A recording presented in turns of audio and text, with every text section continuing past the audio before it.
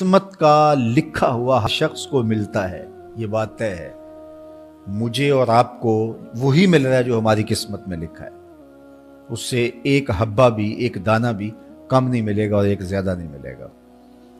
صحیح حدیث ہے، بخاری کی دیگر کتب حدیث میں موجود ہے، جب بچہ شکم مادر میں 120 دن کا ہوتا ہے تو 4 ماہ کا جب بچہ شکم مادر میں ہوتا ہے تو اس کی روح پھونکی جاتی ہے، تو فرشتہ آ کے اس کی عمر بھی لکھ جاتا ہے، اس کا شقی و سعید ہونا بھی لکھ جاتا ہے اور اس کا رزق بھی لکھ جاتا ہے۔ تو رزق جو لکھا گیا وہ ہمیں ملے گا، اور جب جب ملنا ہے تب تب ملے گا۔ جو لکھا گیا ہے وہ بہر صورت ہمیں حاصل ہوگا۔ اب وہ جو ہماری قسمت کا رزق ہے اس کے حصول کا ذریعہ کیا ہے؟ بذریعہ حلال ملتا ہے یا اس کے ذرائع حصول کے وہ حرام ہیں؟ تو یہ اللہ کے ذکر کو چھوڑنے کی سزا یہ ہے کہ ملا وہی جو قسمت کا تھا، لیکن دولت عثمان نہ ملی، دولت قارون ملی۔ لکھا جو تھا، مقسوم تھا، ملا وہی، ایک دانہ بھی زیادہ نہیں ملا اور ایک دانہ بھی کم نہیں ملا، لیکن اس کی سزا کاٹنی پڑے گی، اس لیے کہ حصول کے ذرائع حرام تھے۔ تو حضرت اکرمہ رضی اللہ تعالیٰ عنہ فرماتے ہیں کسبن حرامن، تو معیشت تنگ کیسے ہوتی ہے؟ بندہ کہتا ہے کہ یہ تو بڑا کما رہا ہے لیکن کما بذریعہ حرام رہا ہے۔ اللہ اکبر۔ بعض اوقات کچھ لوگ محنت کر کے بھی حرام کماتے ہیں۔ ہم نے دیکھا کہ اس گرمی میں جو لوگ مزدوری کرتے ہیں اور بالخصوص لوہے کی بھٹی پہ جو کام کرنے والے ہیں، کتنا سخت کام ہے، لیکن وہاں بھی جو ہے وہ چاہے 15-20 منٹ جو ہے وہ خیانت کر کے اپنے اس رزق کو حرام بنا لیں اور ناجائز کر لیں، اتنی مشقت کے باوجود بھی کیتی کتری پئی خو محمد پھر سکہ بنے زردہ۔ تو ایک سودا ایسے بھی بک جاتا اگر 2 منٹ گاہک کو دیتا، لیکن جھوٹی قسم کھا لی اور وہ لے کے چلا گیا، سودا تو بک گیا لیکن ذریعہ اس کا حرام ہو گیا۔ یہ ذرا دیکھیے، جھوٹی قسم کھانے والے کو اللہ نظر رحمت سے بھی نہیں دیکھے، اتنی بڑی سزا ہے اس کی، اور نہ بکتا کوئی اور آ کے لے جاتا۔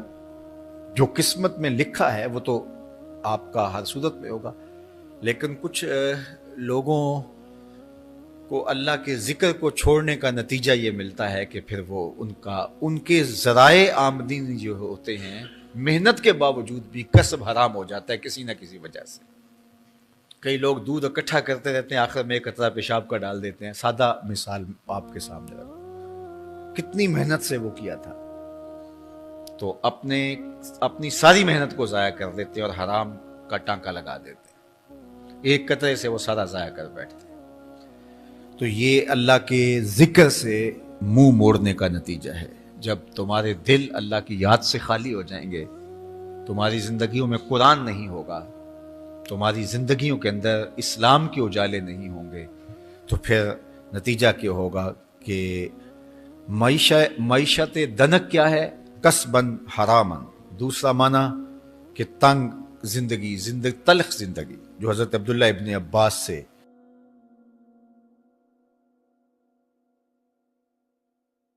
یہ امت خلیفہ بلا فصل، خلیفہ اول، امیر المومنین حضرت سیدنا ابو بکر صدیق رضی اللہ تعالیٰ عنہ کی مرہون منت ہے، ان کی احسان مند ہے۔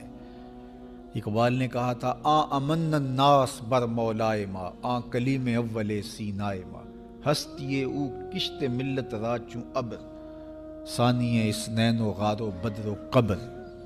کہتے ہیں کہ وہ شخص جس نے ہمارے آقا و مولا پہ سب سے زیادہ احسانات کیے، اور میرے آقا کریم نے ارشاد فرمایا میرے اوپر جس نے بھی کوئی نیکی کی میں اس کا بدلہ چکا دیا دنیا پر ہی، لیکن ایک ابو بکر ایسے ہیں جن کی نیکیوں کا بدلہ قیامت کے دن رب ہی چکائے گا۔ یہ حضور علیہ السلام نے ارشاد فرمایا، اور پھر فرمایا ما نفعنی مال احد قط، ما نفعنی مال ابی بکر مجھے کسی کے مال نے اتنا نفع نہیں دیا جتنا ابو بکر کے مال نے نفع دیا. اپنا سب کچھ حضور کی راہوں میں نچھاور کر دیا، مال پیش کیا، جان پیش کی، اولاد پیش کی، وقت دیا، ایک ایک سانس حضور کے نام کر دی. کہتے ہیں حضور علیہ السلام کا سایہ نہیں تھا، لیکن ابو بکر رضی اللہ تعالیٰ عنہ سایہ بن کے حضور کے ساتھ رہے، سائے کی طرح حضور کے ساتھ رہے. بدر کے ساتھی، حضر کے ساتھی، سفر کے ساتھی، غار کے ساتھی، حد ہو گئی مزار کے ساتھی. اللہ اکبر. ایک دن حضور ایسے نکل رہے ہیں مسجد نبوی سے تو کوئی لوگ داخل ہو رہے تھے، تو حضور کے دائیں ہاتھ میں ابو بکر کا ہاتھ تھا، بائیں میں حضرت عمر کا ہاتھ تھا. تو حضور ایسے دونوں کے ہاتھ پکڑ کے باہر نکل رہے تھے، تو کسی کو اندر آتے دیکھا تو اس کو دیکھ کر کے کہا قیامت کے دن ہم قبروں سے یوں ہی اٹھائے جائیں گے، میرے دائیں ہاتھ میں ابو بکر کا ہاتھ ہوگا، بائیں ہاتھ میں عمر کا ہاتھ ہوگا. اللہ اکبر. سیدہ کہول اہل الجنہ، جنت کے بوڑھوں کا سردار کہا. ابو بکر فی الجنہ، جنت کی بشارت دی. عشرہ مبشرہ میں سے پہلا نام حضرت ابو بکر رضی اللہ تعالیٰ عنہ کا ہے. فرمایا میرے 2 وزیر آسمان پہ ہیں، 2 وزیر زمین پہ ہیں. آسمان پہ میرے 2 وزیروں کا نام جبرائیل و میکائیل ہے، اور زمین پہ اوپر میرے 2 جو وزیر ہیں، ایک کا نام ابو بکر ہے، ایک کا نام عمر ہے.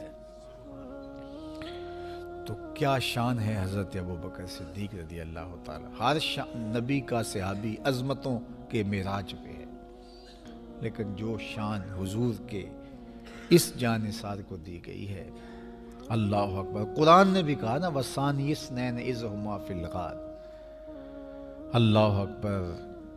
2 میں سے دوسرا، اللہ اکبر، جب وہ غار میں تھے، 2 میں سے دوسرا.